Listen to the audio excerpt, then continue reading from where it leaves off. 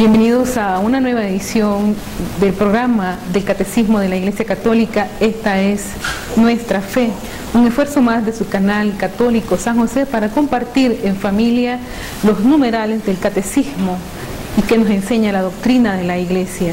Vamos a continuar en las reflexiones subsiguientes de los numerales acerca de cómo Dios va formando a su pueblo. Si tenemos el catecismo a mano, leemos el número 62, que nos dice que después de la etapa de los patriarcas, Dios constituyó a Israel como su pueblo, salvándolo de la esclavitud de Egipto, y estableció con él la alianza del Sinaí, y le dio por medio de Moisés su ley, para que lo reconociese y le sirviera como al único Dios vivo y verdadero, Padre providente y juez justo, y para que esperase al Salvador prometido.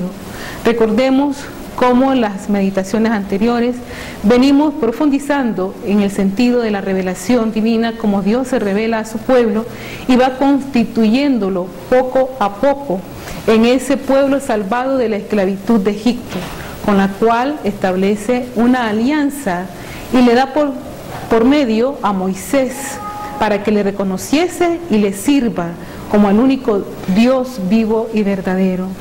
Tenemos entonces la intervención de los patriarcas. Aparecen unos primeros personajes, y es que la primera parte de la historia de la revelación al mundo la tenemos reflejada en el Antiguo Testamento.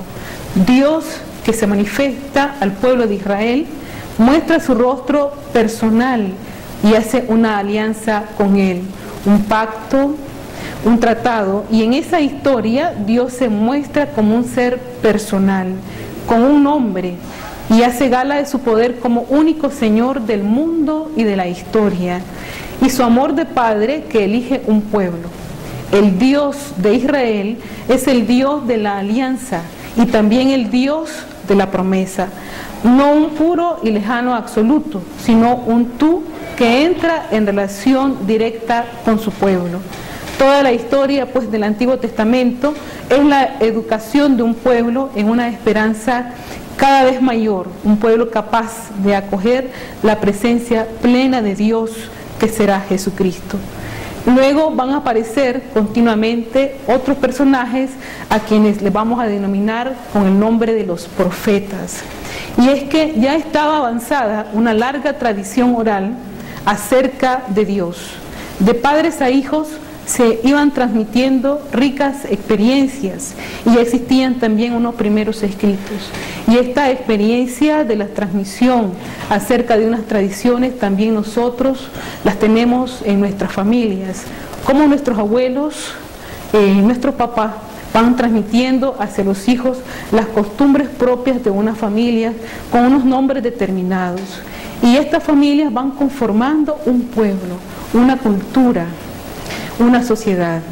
A los patriarcas Dios se había manifestado eligiéndolos y prometiéndoles una familia y una tierra. Y durante la esclavitud de Egipto se manifiesta como el Dios que libera. Esa es la connotación que vamos a tener presente en toda la historia del Antiguo Testamento, la intervención directa de Dios y cómo el pueblo de Israel va reconociendo paulatinamente esa intervención divina en su historia. Y es en el desierto, es el Dios exigente que purifica. Durante las primeras épocas de Canaán, ellos se sienten acompañados por su Dios, y en toda aquella tarea de llegar a conseguir una tierra fraterna en la que vivir dignamente como hijos de Dios, que los quiere a todos por igual. Yahvé no es como un Baal, como los otros ídolos de los otros pueblos, que tiene hijos predilectos a quienes les entrega toda su tierra, y a los demás, como postergado, les ordena vasallaje. No es la misma experiencia del Dios único de Israel. El pueblo del tiempo de los jueces demuestra la fe en su Dios, no admitiendo ningún tipo de opresión. Son todos hermanos por igual. Esta es la experiencia que va teniendo el pueblo de Israel a través de este Dios único y personal. Y más tarde, durante el reinado de Salomón, ante tanta magnificencia esplendorosa, fruto tal vez de una opresión organizada, los primeros escritos van a insistir en que lo principal es la fe en Yahvé y no todo aquel orgullo nacional que se viene manifestando por la magnificencia del gobierno del rey Salomón.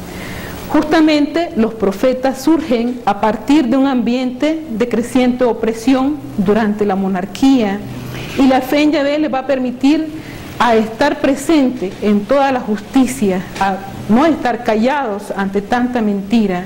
La mayoría de los reyes y los grandes de Israel y de Judá decían creer en Yahvé, pero no eran sino unos farsantes que influían negativamente en el comportamiento y la fe de un pueblo.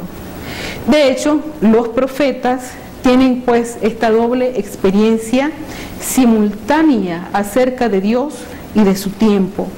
Conocen a Dios, pero también conocen a su gente, y justamente porque conocen a Dios y el mundo que les rodea, se sienten llamados a dar a conocer a Dios al pueblo de su tiempo, y a la vez en nombre de su Dios denuncian, consuelan y animan al pueblo según fueran sus necesidades.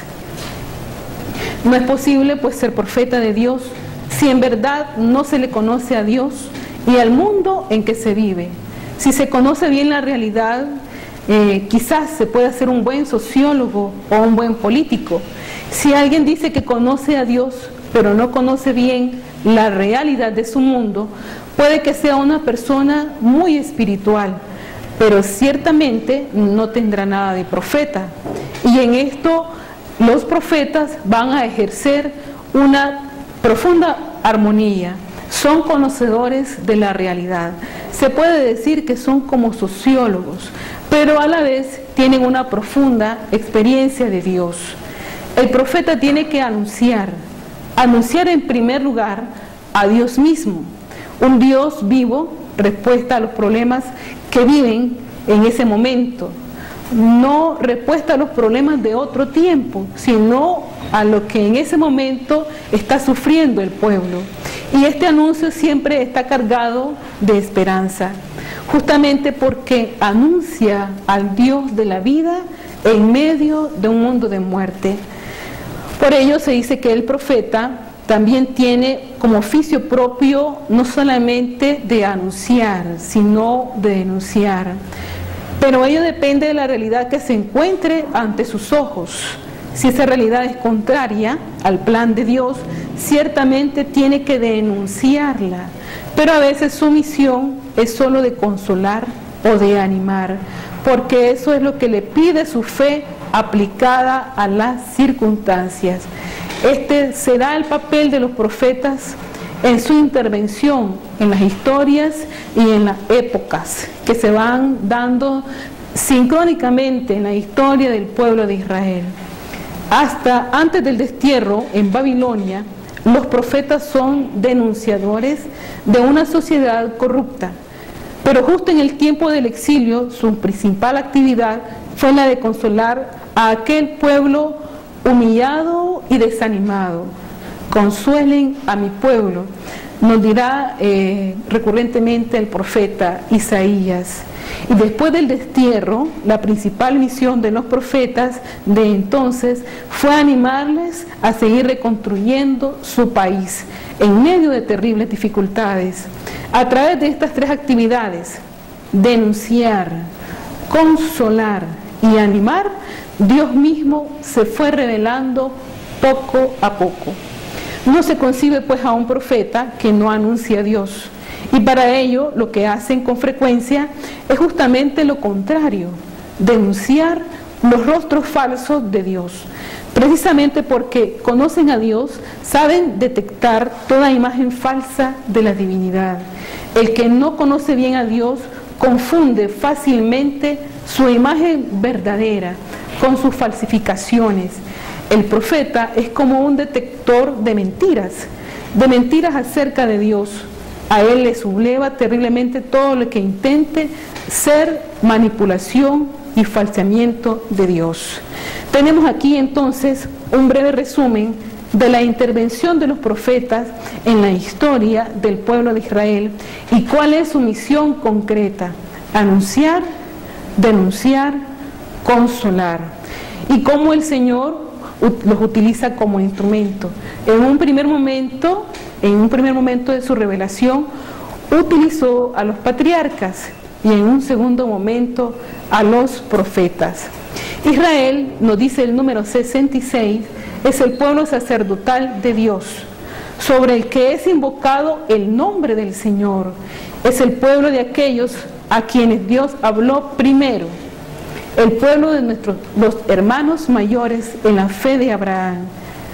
Por los profetas, Dios forma a su pueblo en la esperanza de la salvación, en la espera de una alianza nueva y eterna destinada a los hombres.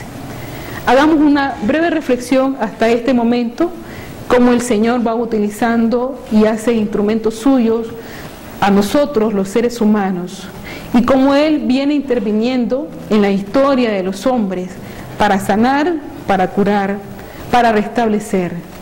Veamos este video que nos va mostrando de manera sistemática la historia del pueblo de Israel.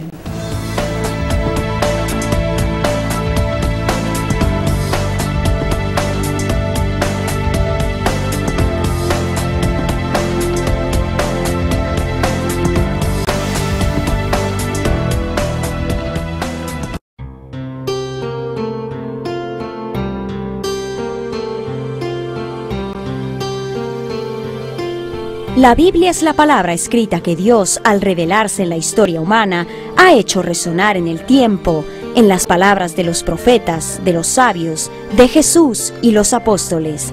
La historia del pueblo de Dios comienza con la llamada dirigida a Abraham a dejar la propia patria y una promesa: haré de ti un pueblo.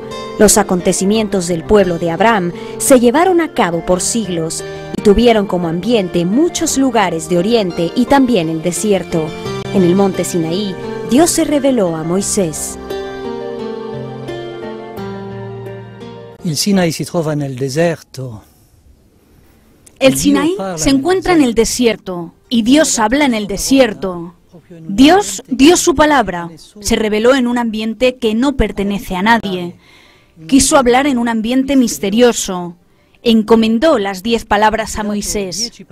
¿Qué significa decir que Dios habla? Hablarle a alguien es hacer que el otro exista, es entrar en comunión con él, en alianza. Es esto que Dios busca, entrar en comunión con el hombre, crear. La palabra nos hace existir. La palabra ti fa esistere. El Sinaí fue el escenario en que se hizo la alianza entre Dios y su pueblo. El Sinaí permanece de este modo unido al don del Decálogo, las 10 palabras escritas en piedra y el corazón de cada hombre, el monte de la fe, lugar de encuentro y del pacto, el monte del amor.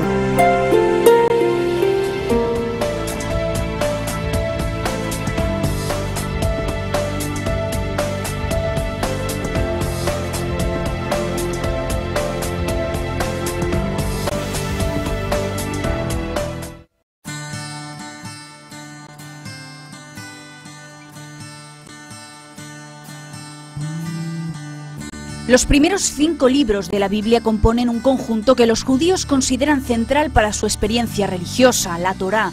En la Biblia cristiana estos 5 libros componen el Pentateuco, los 5 rollos, el Génesis, el Éxodo, el Levítico, Números y Deuteronomio. La segunda gran unidad es presentada bajo el nombre de libros históricos porque contiene la historia desde la conquista de la tierra prometida hasta el umbral del Nuevo Testamento. Cubre un arco de tiempo de aproximadamente 12 siglos. En el tercer bloque encontramos la reflexión sapiencial de la tradición de Israel en relación con la filosofía griega. La última gran unidad del Antiguo Testamento es la de los libros proféticos.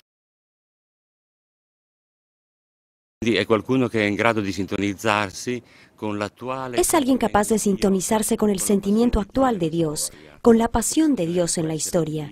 Esta pasión puede ser de ira o de misericordia. Las dos cosas no están muy lejanas una de otra, porque la ira de Dios es un intento de entender su misericordia.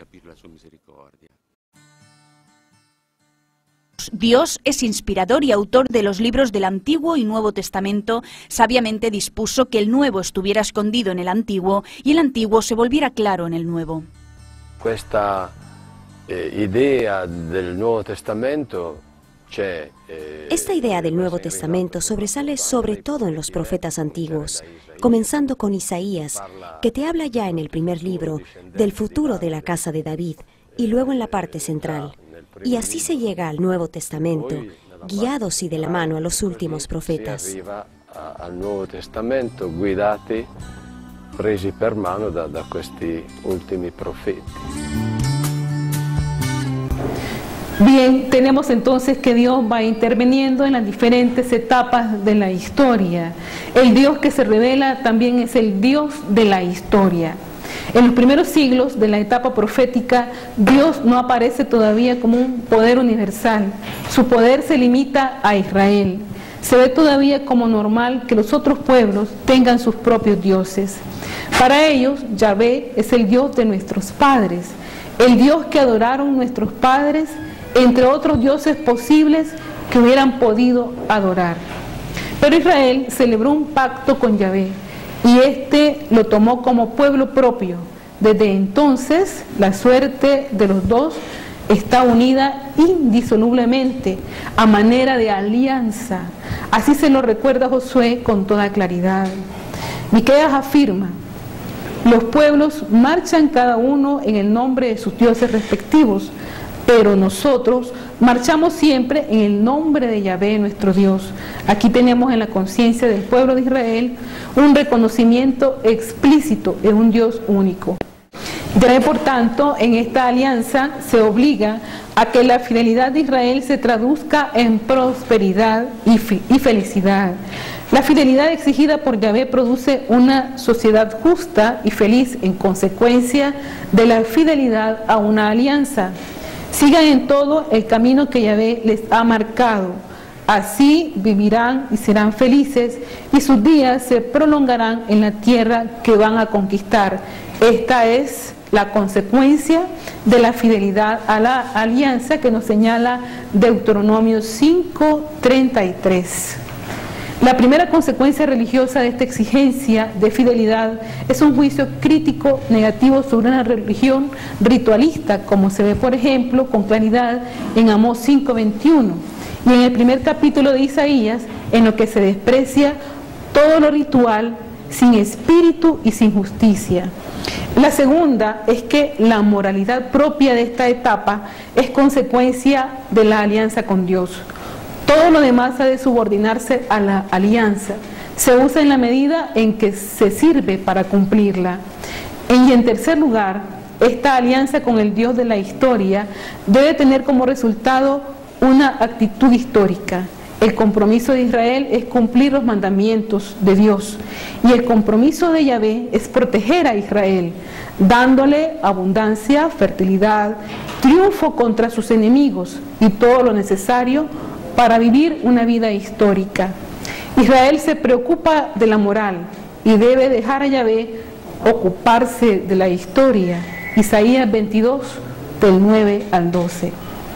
Esta actitud se apoya en el cimiento de una confianza absoluta en que Dios es capaz de cumplir la parte que le toca, la conducción de la historia.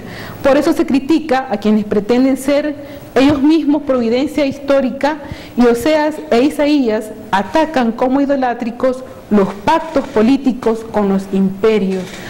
Y esto sucede cuando los reyes prescinden de Dios, cuando hay soberbia en los reyes.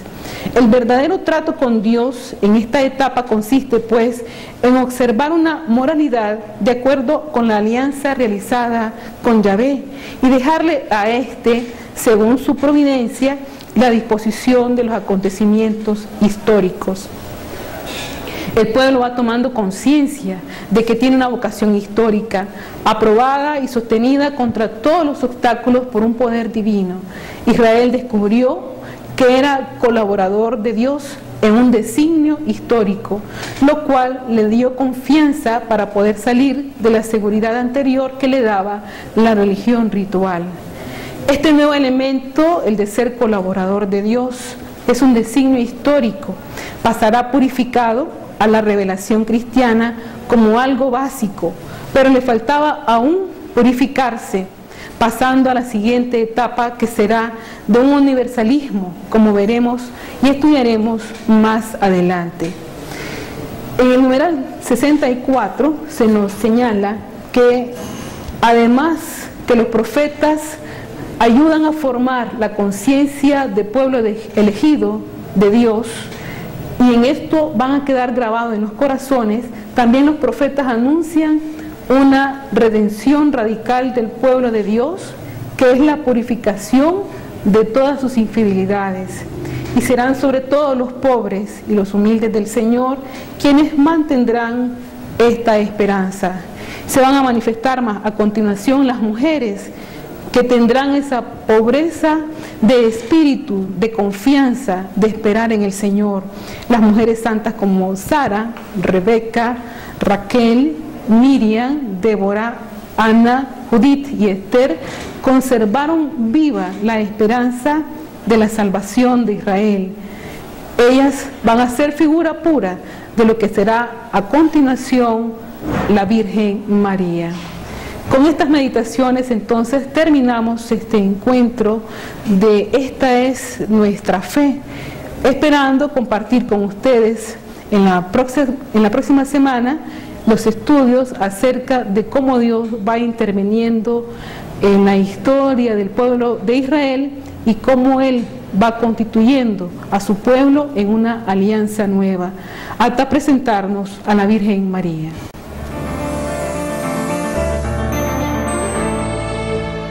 La llegada del Papa en este contexto parece ser verdaderamente el encuentro entre dos hermanos que son enemigos entre ellos, como Jacob y Esaú, que se encuentran repentinamente y a la vez desean y no desean abrazarse, luego de haberse molestado mucho durante años. Los judíos han sido humillados, maltratados y golpeados, pero a pesar de todo han continuado dando su mensaje a su manera, el mensaje de ser descendientes biológicos de Abraham, continuadores del mensaje de Dios a la humanidad y también del mismo mensaje bíblico. De hecho, hemos tenido dos grandes tradiciones que se han desarrollado. Un mensaje más biológico y étnico, perteneciente al pueblo judío, que ha tratado de ser siempre un modelo de inspiración para las otras tradiciones. Y por otro lado, está el mensaje más universal de la Iglesia, que se abre a todo el mundo y realiza misiones para llevar la buena nueva a toda la humanidad. Por el momento no hemos encontrado aún los códigos para poder comunicarnos entre nosotros, y por esto cada uno continúa su camino. Se siente la existencia del otro, hay algo que sucede, pero al mismo tiempo se ignora porque no sabemos aún cómo lograr comunicarnos. Es necesario por ahora desarrollar la teología del pluralismo, de la alteridad, de la teología del diálogo. Tuvimos la primera visita del Papa Juan Pablo II, que fue un hombre comprometido con este diálogo. Pablo VI vino en 1964. Pablo VI vino aquí sin visitar Jerusalén, esquivando el Estado de Israel porque era muy difícil, mientras que con Benedicto XVI es verdaderamente el inicio de una cosa nueva, un inicio donde posiblemente recibiremos una invitación. Esto depende de lo que él diga. Espero que diga: escuchar, yo tengo confianza en el pueblo judío. Nosotros deseamos que vuestro país llegue a tener una paz vivible, una solución donde vosotros podáis vivir en paz en este lugar. Nosotros comprendemos vuestras dificultades, nosotros comprendemos cuán difícil es y nosotros somos extremadamente indulgentes. Yo sé que este hombre es un hombre santo, un hombre que ama a Dios, que ha deseado dedicar su vida a ayudar a la humanidad y al cristianismo, que es una manera de acercarse a Dios. Y este hombre lo intenta y viene hacia nosotros, y por ello es un hombre que debe ser respetado como mensajero divino.